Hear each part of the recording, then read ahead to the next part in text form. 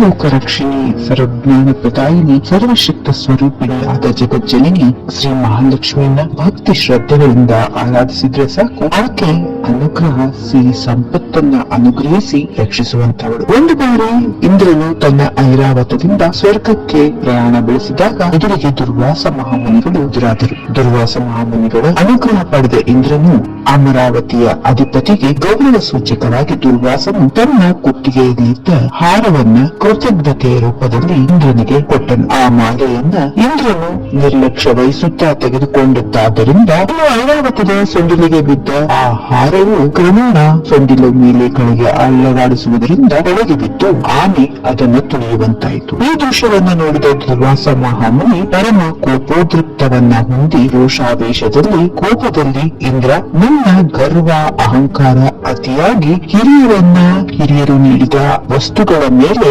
ಅಹಂಕಾರವನ್ನ ಗರ್ವವನ್ನ ಪ್ರದರ್ಶಿಸುತ್ತಾ ಇದೆಯಾ? ನಿನ್ನ ಭೋಗ ಭಾಗ್ಯಗಳು ಅಷ್ಟ ಐಶ್ವರ್ಯಗಳು ನಿನ್ನಿಂದ ತೊಲಗಿ ಹೋಗಿ ದಾರಿದ್ರ್ಯ ಅನುಭವಿಸುವಂತವನಾಗು ಎಂದು ದುರ್ವಾಸ ಮುನಿಗಳು ಶಪಿಸಿದರು. ಆಗ ಇಂದ್ರನು ಕಕ್ಕಾಬಕ್ಕೆಯಾಗಿ ಬೇರೆ ಏನೂ ಮಾಡಲು ತೋಚದೆ ತನ್ನ ತಪ್ಪಿನ ಅರಿವಾಗಿ ದುರ್ವಾಸ ಮುನಿಗಳಿಗೆ ಕ್ಷಮಿಸುವಂತೆ ಬೇಡಿಕೊಂಡನು. ಇನ್ನು ಶಾಪವನ್ನ ಕೊಟ್ಟ ನಂತರ ಮತ್ತೆ ತಿರುಗಿ ಪಡೆಯಲು ಸಾಧ್ಯವಿಲ್ಲ ಎಂದು ಹೇಳುತ್ತಾ ದುರ್ವಾಸ ಮುನಿ ಮುಂದೆ ಹೋಗ್ಬಿಟ್ಟನು. ಆದರೆ ಈ ಶಾಪ ವಿಮೋಚನೆಗೆ ಕೇವಲ ವಿಷ್ಣು ಮೂರ್ತಿಯಿಂದಲೇ ಸಾಧ್ಯ ಎಂದು ಹೇಳಿದನು. ನಿನ್ನ ಪೂರ್ವ ವೈಭವ ನಿನ್ನದಾಗಬೇಕು ಅಂದರೆ ಅದಕ್ಕೆ ವಿಷ್ಣುವಿನ ಅನುಗ್ರಹ ತಪ್ಪದೆ ಜರುಗಬೇಕು ಎಂದು ಹೇಳುತ್ತಾ ಹೊರಟು ನಿಂತನು ದುರ್ವಾಸ ಮಹಾಮುನಿ. ಹೀಗೆ ಕೆಲವೇ ದಿನಗಳಲ್ಲಿ ಇಂದ್ರಾಧಿಪತಿಯು ಇಂದ್ರ ಪದವಿಯನ್ನ ಕಳೆದುಕೊಂಡು ಬೀದಿಗೆ ಬಂದ ಅಮರಾವತಿಯ ರಾಜನಾದ ಇಂದ್ರನು. ಇನ್ನು ಬೇರೆ ಗತ್ಯಂತರವಿಲ್ಲದ ಪರಿಸ್ಥಿತಿಯಲ್ಲಿ ಇಂದ್ರನು ಅಜ್ಞಾತದಲ್ಲಿ ಇದ್ದು ತನ್ನ ಗುರುಗಳಾದ ಬೃಹಸ್ಪತಿಯ ಸಲಹೆ ಮೇರೆಗೆ ಬ್ರಹ್ಮದೇವನಿಗೆ ಪ್ರಾರ್ಥಿಸಿಕೊಂಡನು. ಆಗ ಬ್ರಹ್ಮದೇವನು ಇದಕ್ಕೆ ಪರಿಷ್ಕಾರ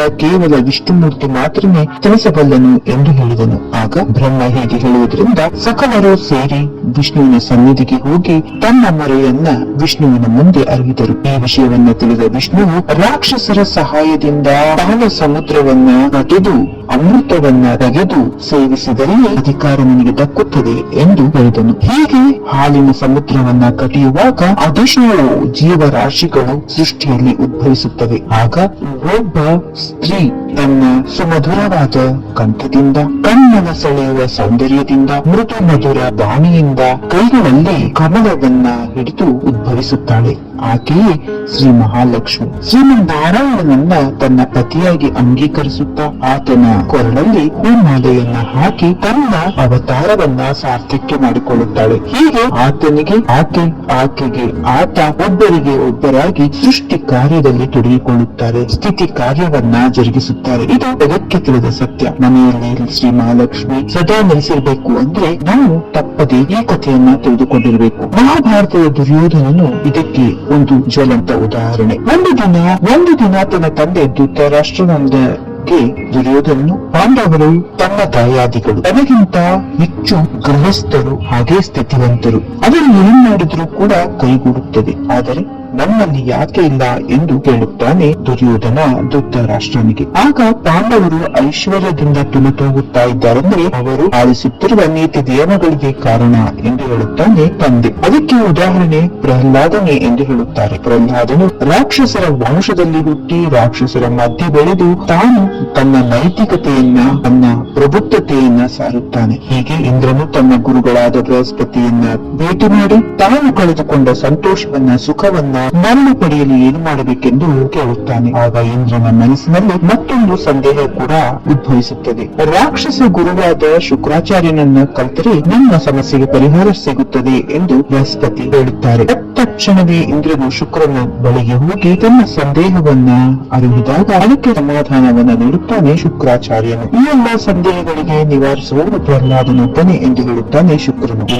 ಬೇರೆ ದಾರಿ ಇಲ್ಲದೆ ಇಂದ್ರನು ಪ್ರಹ್ಲಾದನ ಬಳಿಗೆ ಹೋಗಿ ಸಂತೋಷದ ಮೂಲ ಕಾರಣಗಳನ್ನು ಏನು ಎಂದು ಪ್ರಶ್ನಿಸಿದಾಗ ಅದಕ್ಕೆ ಸಮಾಧಾನವಾಗಿ, ನಾನು ಕೇಳುವವರೆಗೂ ನೀನು ಇಲ್ಲಿಯೇ ಇದ್ದು ಪ್ರಹ್ಲಾದನ ಸೇವೆಯನ್ನ ಮಾಡಿಕೊಳ್ಳುವವನಾಗುತ್ತೇನೆ ಎಂದು ಇಂದ್ರನು ಹೇಳುತ್ತಾನೆ. ಆಗ ರಾಜ ತನ್ನ ಸ್ಥಾಯಿಯನ್ನು ತಿಳಿದುಕೊಂಡು ನಾನು ರಾಜನೆಂದು ಎಂದು ಗರ್ವಪಟ್ಟಿಲ್ಲ. ಸೇವಕನಾಗಿ ಇರುತ್ತಾ ಗುರುವಿಗೆ ಹಿರಿಯರಿಗೆ ವಿಪರೀತವಾದ ಗೌರವ ಭಾವವನ್ನು ಹೊಂದಿದ್ದೆ. ವಿಪರೀತವಾದ ಕೋರಿಕೆಗಳಿಗೆ ಗತಿ ತಪ್ಪುವುದಿಲ್ಲ. ಸಂತೋಷಕ್ಕೆ ಇದೇ ಖಚಿತವಾದ ಮಾರ್ಗ ಎಂದು ಪ್ರಹ್ಲಾದನು ಸಮಾಧಾನ ಕೊಟ್ಟನು. ಇಂದ್ರನು ಇದರಿಂದ ಸಂತೋಷಭರಿತನಾಗಿ ತನಗೆ ನೈತಿಕ ಹಾಗೂ ಸತ್ಪ್ರವರ್ತನೆಯನ್ನ ಅನುಗ್ರಹಿಸಬೇಕೆಂದು ಕೋರುತ್ತಾನೆ. ಆಗ ಪ್ರಹ್ಲಾದನಿಂದ ಒಂದು ಜ್ವಾಲೆಯ ರೂಪದಲ್ಲಿ ದೇದೀಪ್ಯಮಾನವಾದ ಪ್ರಜ್ವಲನೆ ಹೊರಬಂದು ಇಂದ್ರನಲ್ಲಿ ಸೇರಿಕೊಳ್ಳುತ್ತದೆ. ನೀತಿವಂತವಾದ ನಡವಳಿಕೆಯಿಂದ ನೀನು ಶಾಶ್ವತವಾದಂತಹ ಸುಖ ಸಮೃದ್ಧಿಯನ್ನ ಹೊಂದುತ್ತೀಯ ಎಂದು ಹೇಳುತ್ತಾರೆ.